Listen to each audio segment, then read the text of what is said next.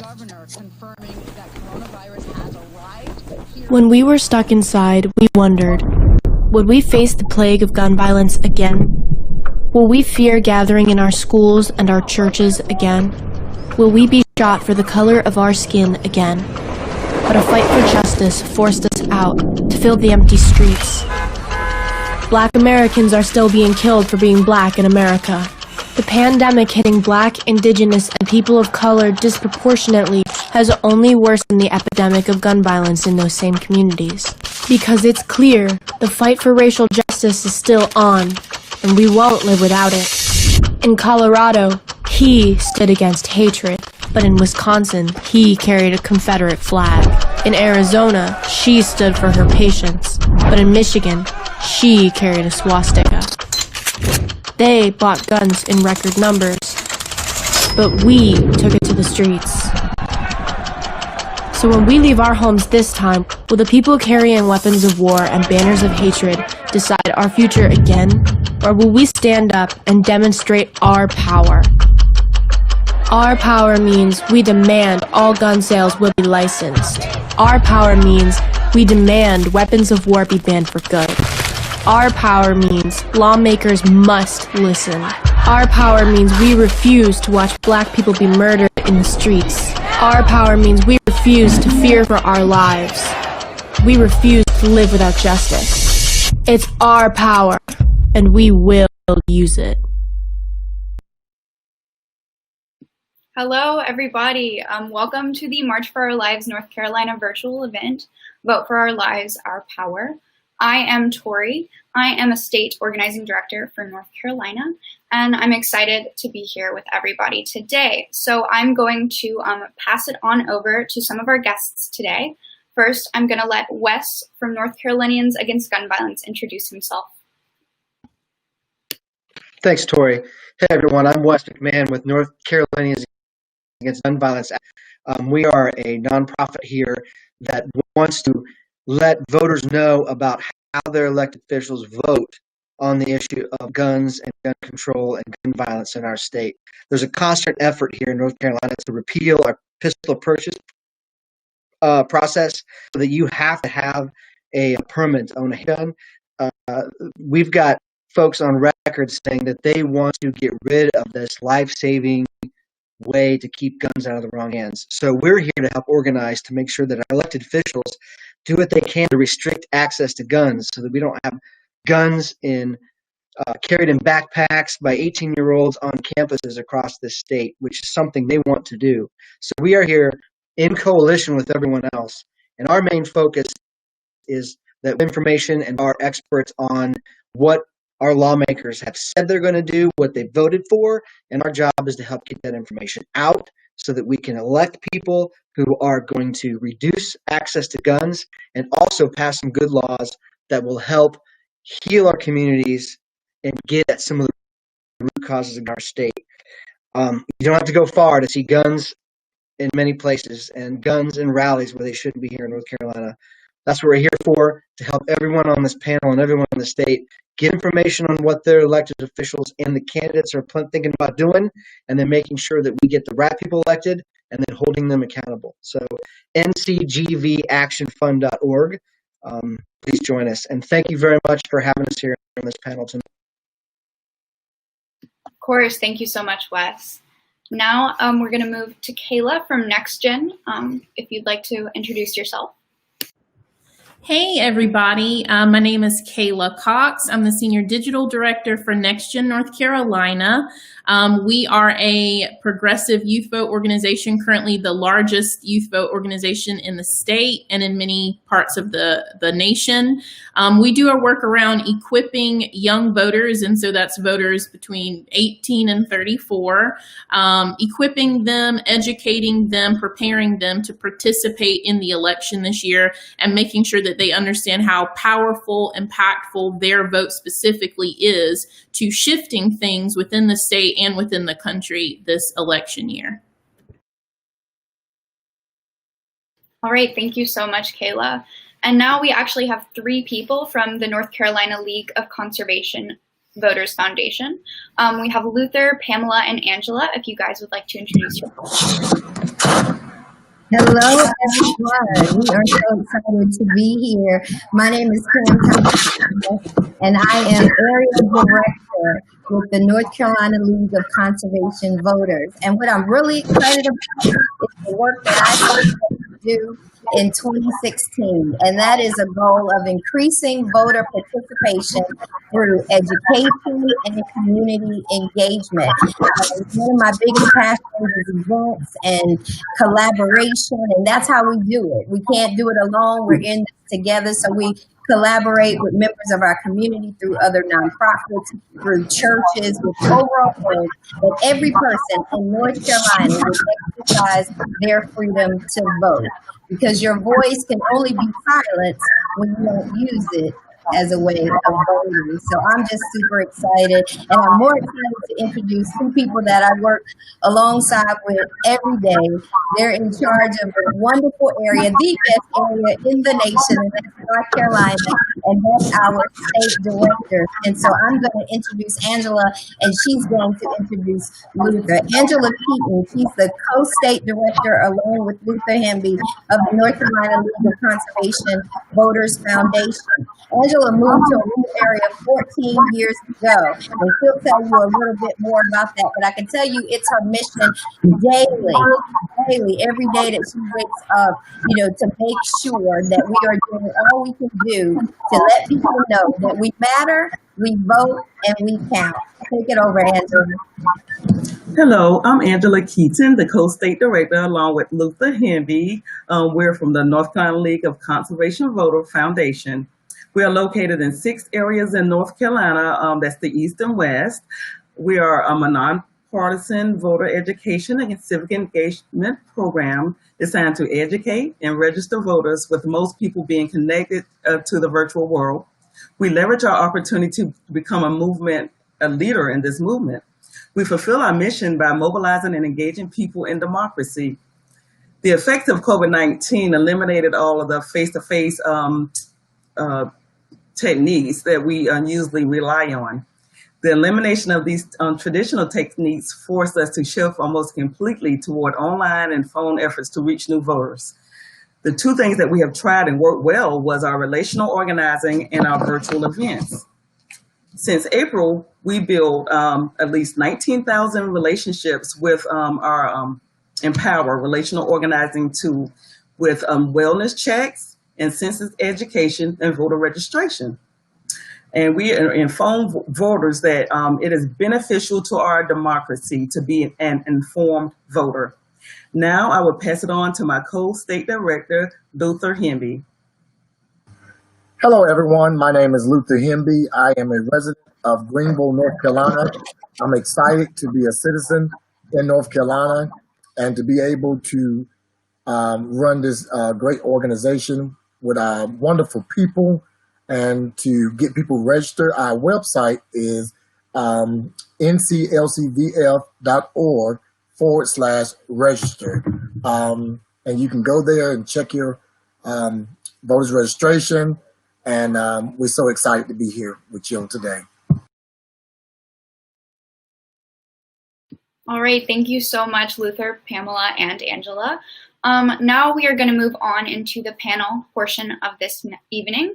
I would like to remind everyone here before we get into it, if you're not speaking, to mute yourself. It should be one of the lower icons. But without further ado, let's get into the first question. So the first question is, what got you started in organizing in North Carolina, or if you started elsewhere? What was that thing that inspired you, that got you into it?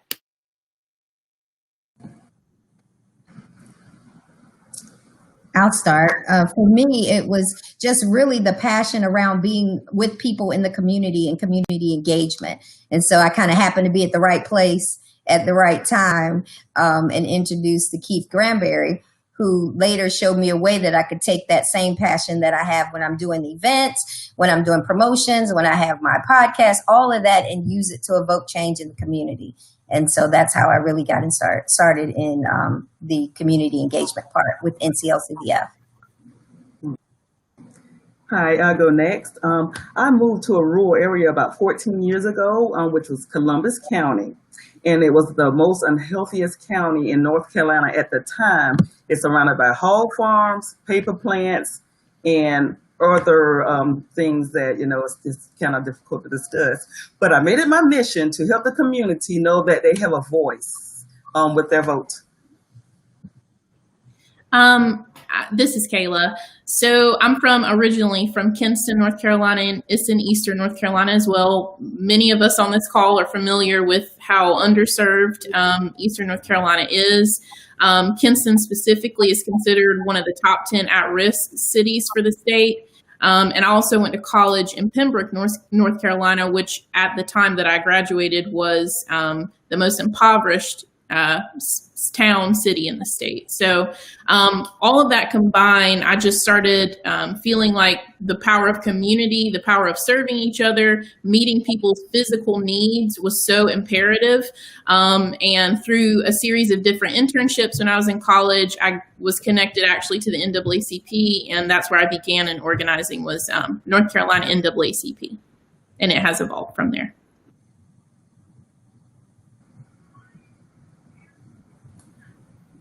Wes, would you like to go ahead? Sure, we're doing around. Yeah. I got into organizing initially working with immigrants and refugees.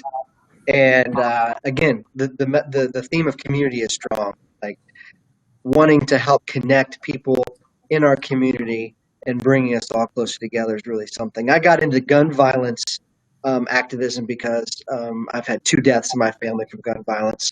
And I moved to North Carolina at a time when they passed this law that said you could bring guns to bars, restaurants, parks, funerals, parades. And I had 2 young kids at the time, and I was like, well, this doesn't make any sense. So I really got motivated to really work on fighting back against this idea that guns everywhere is a good thing, and really tackling this as a public health issue, like making the public healthy and making people safe instead of getting mixed up in all the right stuff. It's like, we got a real problem here with people's lives in danger, and we got to do something about it. So that's what got me into it. Thanks. Luther, if you'd like to share your story. Yes. I got into my passion became in the late 80s when we in Greenville got our first Black mayor, Ed Carter, who is still living and still doing great things. I was 10 years old, and I saw a lot of injustice in my city. I saw a lot of people going to prison for a crime that just didn't fit. And I wanted to be that individual to help be a voice to speak out and to connect people to the right sources. Because if you didn't have income or money or to get a good lawyer, you got in jail. You got put in prison for a crime because you didn't have the proper representation.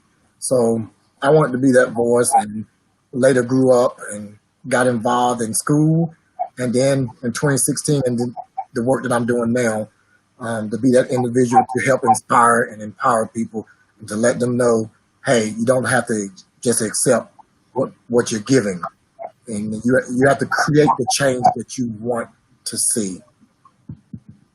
Absolutely.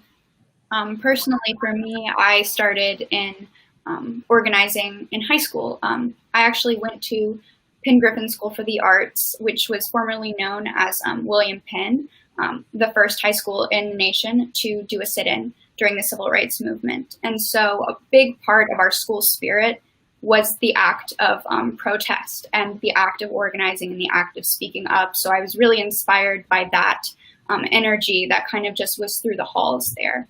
And then I started working with March for Our Lives in 2018, and just grown from there and hearing people's stories and continuing to amplify, I think is really important. Thank you guys so much for sharing that. It's a big part of the work that we do, and it's really important to recognize our roots. So moving on to our second question. What does the phrase "vote for our lives" and "our power" mean to you? So we use those two titles to describe events, especially this one, "Vote for Our Lives," talking about putting out the vote. What do those phrases mean to you, and how would you describe them to somebody who has never heard of it before?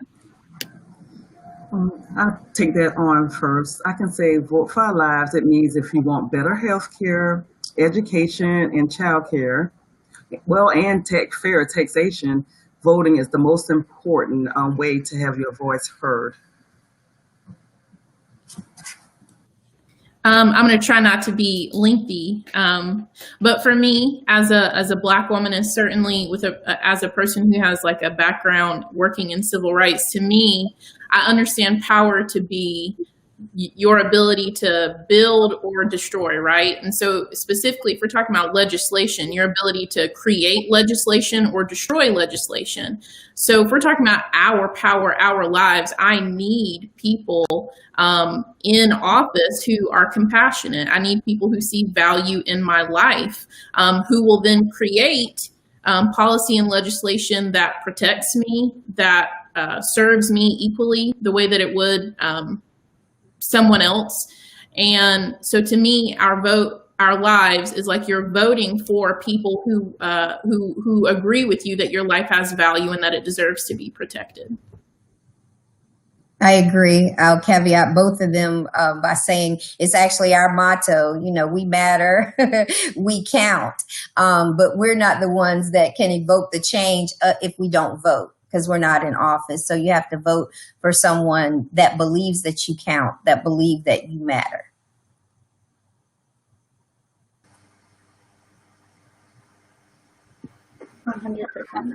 Absolutely, and it matters who you put in office, because that person have to represent your views and the things that matter to your community. So the question, vote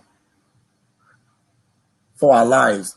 You know, I'm thinking about my mom who just turned 67. I'm thinking about my grandmother who's 90 something. You know, her life, it mattered to me. My mom matters to me. Their Social Security and their Medicare, it matters to me. I'm thinking about my kids who are 9 and 11. Their lives matter to me. That's why I vote. That's why I want to encourage somebody else to vote, because education matters. The schools matters. The books that are limited matters. The technology that is limited matters. The streets that we drive on matters. It all contingent upon who we put in office. If their views and if their passion is about the people and not about the title. Because I think sometimes people forget when they get into office, they forget about the communities that they serve. So that's why voting matters. And that's why, you know, we want to encourage everybody to vote like their lives depend on it, because it actually does.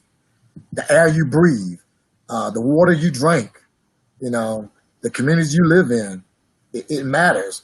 And it can have life or death consequences.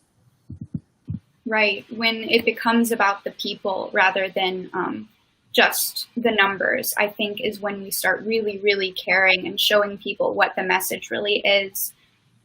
If any of you would like to share those specific people that you fight for, I think that'd be really, really impactful.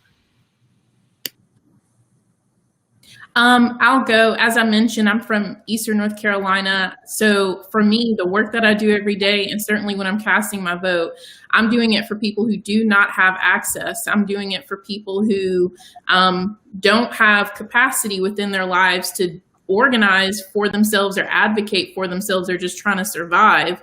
I cast my vote for them. I cast my vote for, as Luther mentioned, my elderly family members. I care about healthcare. I care about Medicaid expansion. You know, I care about living wage. I care about people who don't have capacity and space to advocate for themselves. So that's my reason. my reason, is the very same thing. But to bring it home, it is my family. I vote for a better life for my family. I have a daughter who's now in college. So, and I've taught her to vote, that her vote matters. I'm voting, for my mom, who is a 7-year cancer survivor. So we need health care. I'm voting because I don't know what's going on in my body. I need health care, so there's so many reasons I vote, but the main reason would be the same way that I intercede in prayer. It's for everybody. It's so that we can have a better world, and it starts within you, not just, you're voting for your county, your town, your state, and our nation. So it's for a better world for us all. Absolutely. I think we can move on unless anybody else would like to discuss the Our Power, Vote for Our Lives, or any specific people or communities. Hey, Tori, can I add to this? I'm trying not to become emotional. I'm very passionate about this. And as Pam stated, her daughter and our family members, we all come from different backgrounds. We all come from different, our bank accounts shouldn't decide, how we eat and how we breathe. And so to think about what our organization does on the environmental side, and then think about what we do on the civic engagement, voters registration side. So we go to every community that we can possibly get to, whether you drive or don't drive. We just want you to know, hey, you matter. And what can we do to connect you to the right resources and the right people? And to also let you know that you are being heard. And not only do we want you to be heard, we want you to be seen. So it goes together, seen and heard, heard and seen. So we want to make sure we provide people with that opportunity and let them know, hey, you matter, no matter what color you are. I don't want to get emotional, but you can't talk about this without being personable. And when it matters to you and it hits your heart, and all I do is community, because I know that I need the community to survive. I remember growing up, we had one another. We knew how to treat one another. We loved each other. We made sure each other had, whether it was information, whether it was education, or whether it was food. Nobody went hungry because we had each other back. We didn't care what color you were. But, it's like now we're so divided. We're going back to the 50s and the 60s. And we shouldn't go back. We should be moving forward together as a unit, as one community. Thank you so much, Luther. That was just so beautiful. It's so important to dig deep and to feel that and feel those emotions. Like, our power is our story. And that's how we get these people to care. That's how we get our work done. So thank you so much. Tori, I'd like to add something. Absolutely. It's hard to follow up with such amazing testimony from y'all. The issue of gun violence is also one. Not only we're divided, but the majority of people agree on a number of these things. So we're kind of being run by the minority of opinion, backed by the NRA primarily, to put up roadblocks when we do things like universal background checks. And we want to ensure that, teenagers can't conceal carry on college campuses. Like, these are things we all kind of agree on. The majority of Americans, even gun owners, agree that we need universal background checks and things to keep us safe. But the minority of folks that believe something different than that are in office. And so we really need to find people that not only want to take on the divisions we have, but also taking back. We want to flip the house here in North Carolina. We want to have control again so that we can pass laws that the majority of people want. you know? So our power is with each other. We are bigger.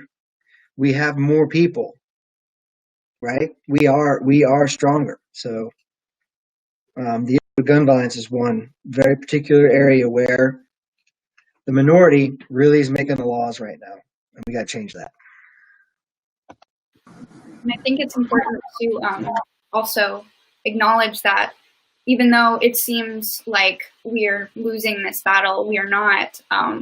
For example, the NRA is under pressure from the New York Attorney General, and I think that is something that we've worked so hard for, and it's so great to see some of this work come to fruition. But right, we wonderfully, wonderfully said. If that is all for this portion, we can move on to our last question, if you guys are ready. All right. So the last question is, we've been talking about these messages and these intersections between issues and communities, for example, gun violence prevention and racial injustice. So how would you guys suggest voters keep all of these issues in mind this coming voting season and really make an impact? Start with that. The people, like Luther said before, the people that you vote for, you have to study those candidates and connect with something that they connect with and the issues that you're concerned with, and know who you want to represent you. I think that's very important to just study and research your candidate. I'd also like to go here. So I think a lot of times people will vote single issue rather than look at something holistically and look at it from like a groundwater approach. So if we look at something like gun violence, well, who is it right now, especially in this moment, and it's been the case for a while, but who primarily is being highlighted right now as being on the receiving end of gun violence and brutality, right?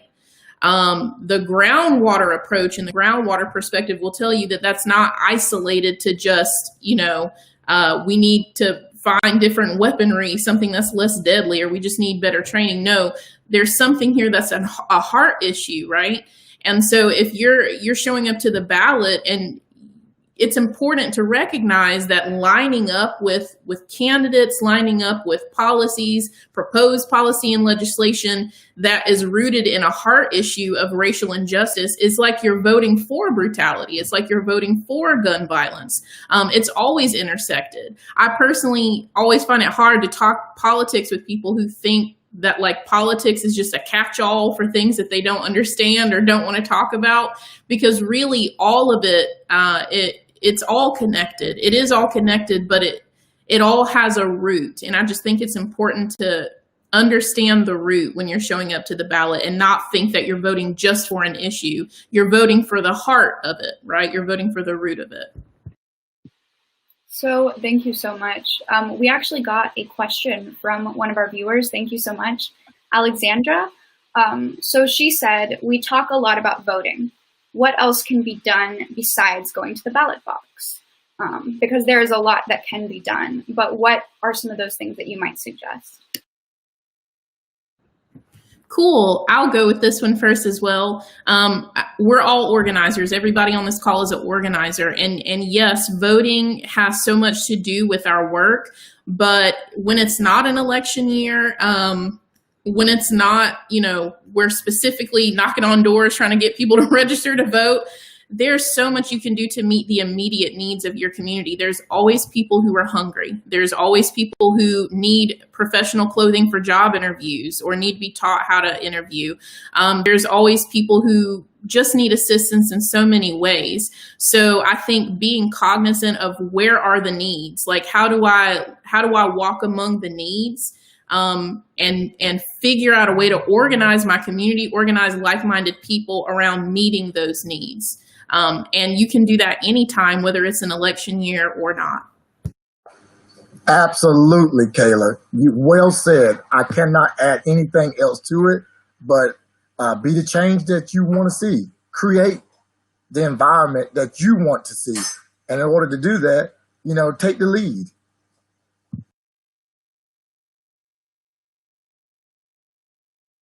Absolutely. And Wes, would you like to go?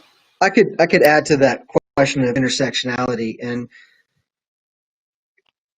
a large part of gun violence is suicide, right? We've got 63% of the number fluctuates, but around 60% of all gun deaths are suicide.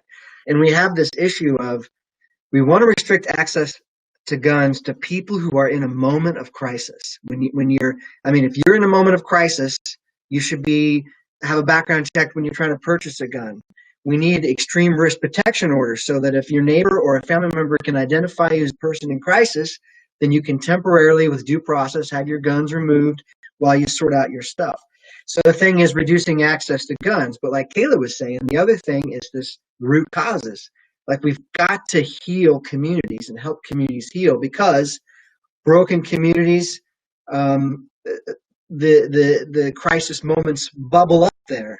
Living in poverty, without access to jobs, without access to clean water, all those things lead to a life living in crisis. So it is a combination of making sure that we can protect our communities by reducing access to guns for people who are in a moment of crisis, but then also healing our communities so we have fewer people in crisis to begin with.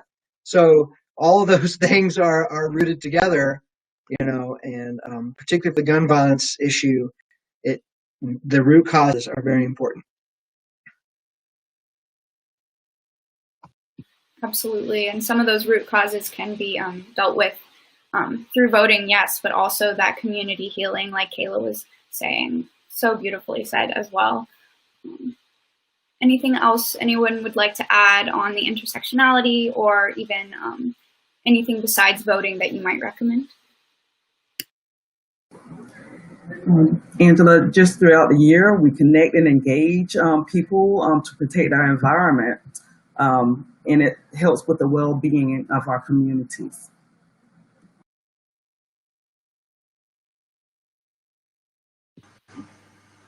All right. And I also want to add, Tori, in my 42 years of living, I've often heard people talk at each other. We do a lot of talking at each other. But how many of us actually take the time to talk to each other and with each other and hear each other? Your opinion matters. My opinion matters. Truth matters also. We take a look at all the things from gun violence to injustice to racial. We can't hide it. We can't put it under the rug. It matters. It divides us. And we have to have the conversation. It's a hard conversation that nobody wants to have. So we have to speak out and speak up. And we have to talk about those things. We can't expect the president to deal with all of that. We have to deal with it within our communities. We would love for the president and the leaders to speak on those, but we have to hold them accountable. But we can't hold them accountable. Watch this powerful word, until we hold ourselves accountable. 100%. I think we can all agree that there's a lot that we can do, voting and organizing and working together and having those conversations and listening and amplifying those voices who need to be amplified. I am so grateful that I got to have this conversation with you guys today. I'm just so excited that I've met you all, and I'm so thankful for all the work that you do. So I think we're going to move on to the performance of Alyssa Ragu, unless anybody would like to have some final words.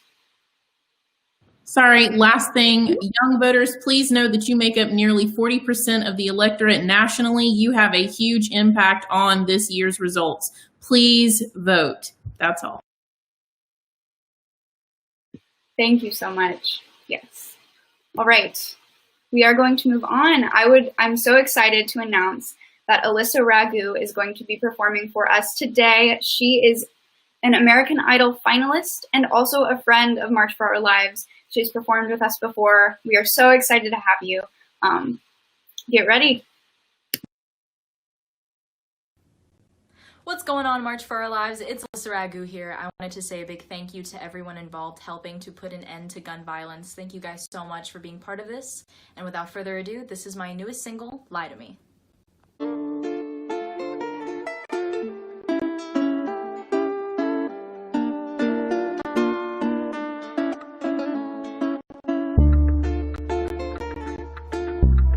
Mi bebé, quiero estar contigo.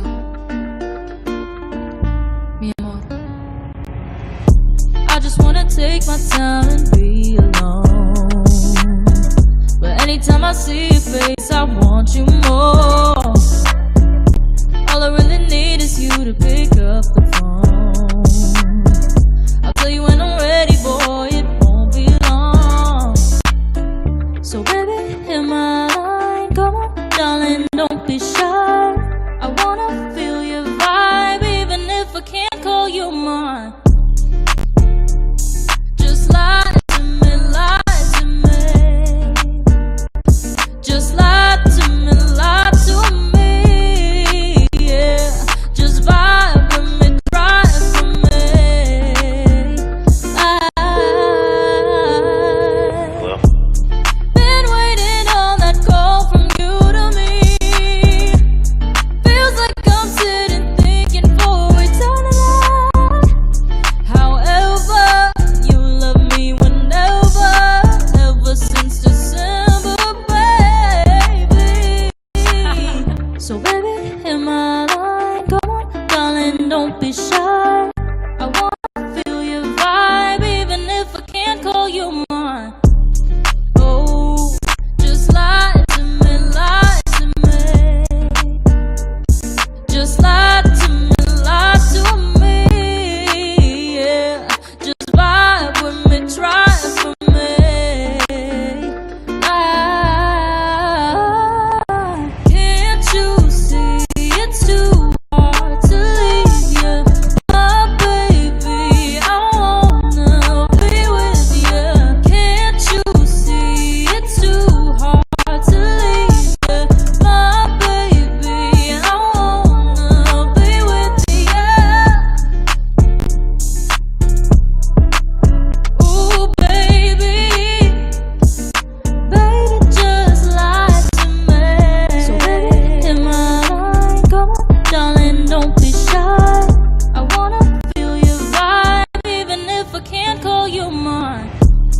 Oh, just lie to me, lie to me.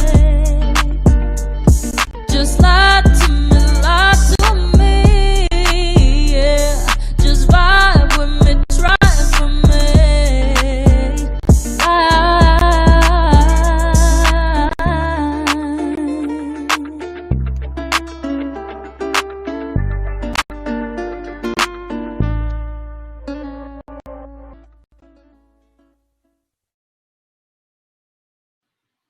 Thank you so much, Alyssa. That was beautiful. Loved your song. So thank you so much, everybody, for streaming, coming in, and watching this live. This has been Vote for Our Lives. So keep these conversations in mind in the next coming months and throughout. Text our power to 954-954 and join our team. Thank you guys so much. Have a great night.